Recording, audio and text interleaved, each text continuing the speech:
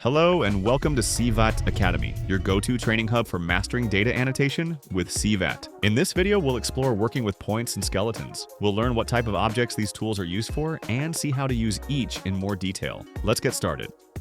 Let's start with points. The point tool is located here. Click on Shape to begin annotation. By clicking the left mouse button, we can place a point. We can add as many points as needed in any order. To save the annotation, press N. The annotated points form a single object, but they are not connected, meaning the order in which they are placed does not matter.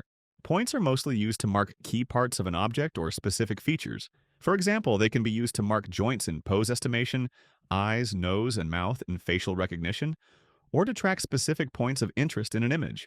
Here's how such an annotation might look. Let's start by annotating the right eye. We have a label for this. Since there are many labels available, instead of searching manually, we can start typing the name, for example, eye, and the list will be filtered. We have two options, left eye and right eye. We need the right eye, so we select it. We annotate the eye using 4 points, placing them along the edges. Now we do the same for the left eye.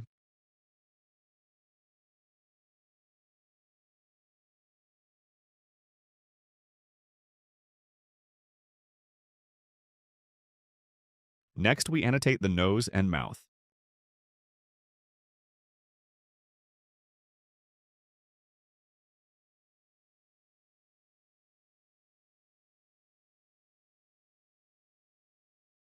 If we need to add more points to an object, we can do this in edit mode.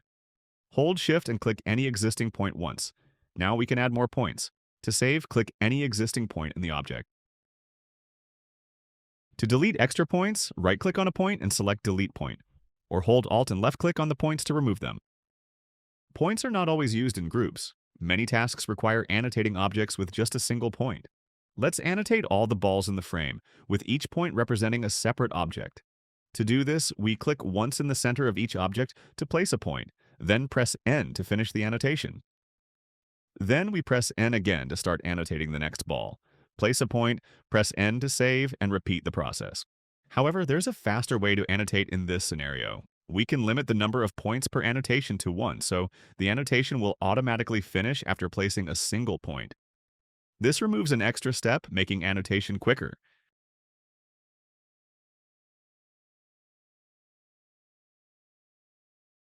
Points are also commonly used to annotate human body parts. For such tasks, the points are usually placed at the center of each body part.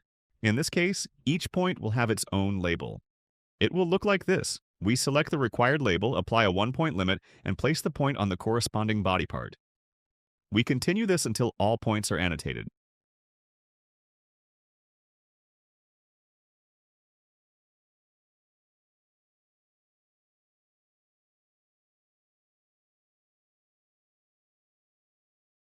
This process is quite time-consuming, as we spend a lot of time selecting the correct label, finding the body part, placing a point, and repeating this for each part.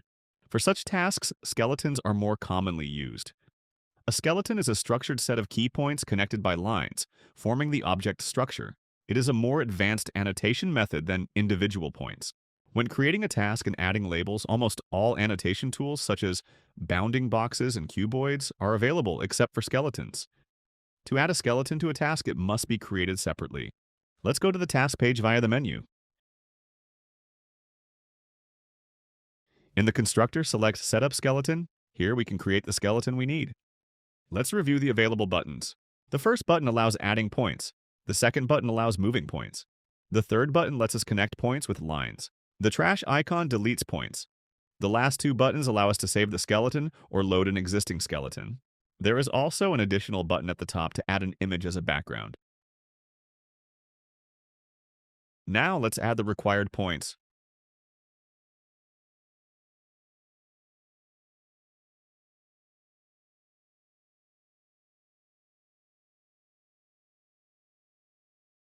We will connect them like this.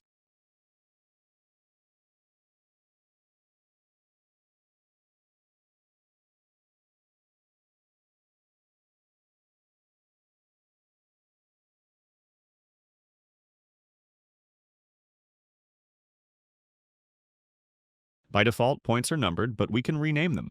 Right-click a point and rename it. If needed, we can also assign any color to a point and add attributes.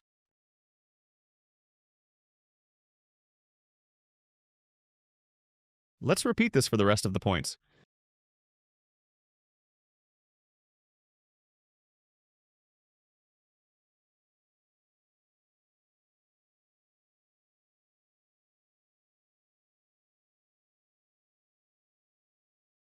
Once the skeleton is set up, we give it a name. Let's use skeleton and click Continue.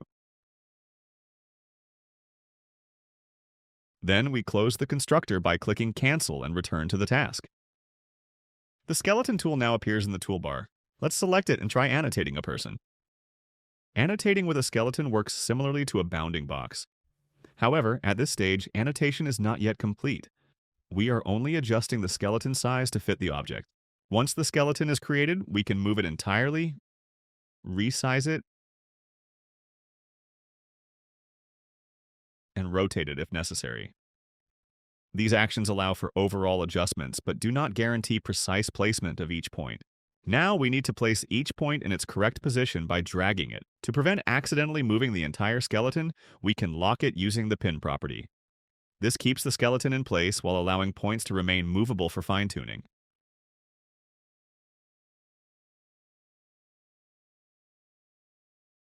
We have completed the skeleton annotation.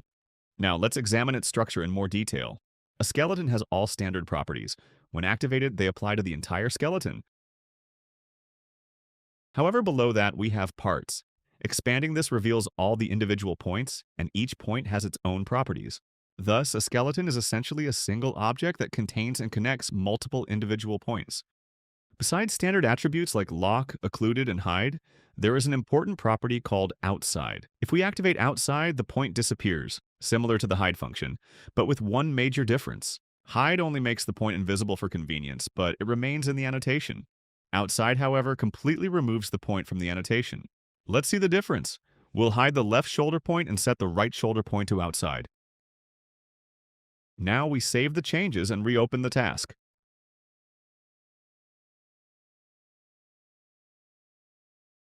As you can see, the left shoulder point reappears while the right shoulder point is gone. It was removed from the annotation. However, it is still part of the skeleton and can be restored by expanding parts and disabling the outside property. The last topic we will cover in this video is object grouping.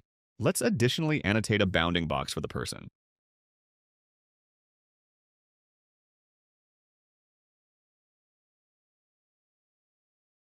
Some tasks require grouping, and CVAT supports this feature.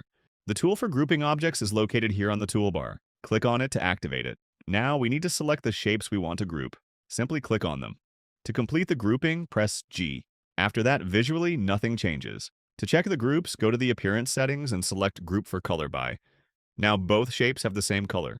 By default, if a shape is not in a group, it appears in white. Let's draw two bounding boxes and a skeleton.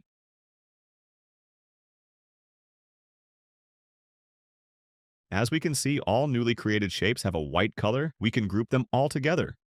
Press G to activate the grouping tool, select all objects this way, and press G again to finalize the grouping. Now, all the shapes have the same color, which means they belong to the same group. If needed, we can ungroup selected shapes. Press G, select the shapes you want to remove from the group, and then press Shift plus G. These shapes have now been excluded from the group and are displayed in white again. Let's group them separately. As we can see, these shapes now have a different color. If needed, we can change the group color, either by pressing Enter to assign a random color, or by selecting Change Group Color in the Object menu and choosing any desired color. The selected group color does not affect the annotation itself. It is just a visual representation to help distinguish different groups. Grouping objects in annotation is essential for linking related elements, such as a skeleton and a bounding box of the same person, ensuring they are correctly recognized as part of a single entity. This helps prevent errors in data processing, simplifies analysis, and enhances the accuracy of computer vision models, especially for tracking and object interaction tasks. In this video, we explored annotation tools such as points and skeletons. We covered their key functions, setup, editing, application differences, and object grouping. The tools, properties, and features provided by CVAT for working with points and skeletons make the annotation process more efficient and accurate, helping users complete annotation tasks faster and more precisely.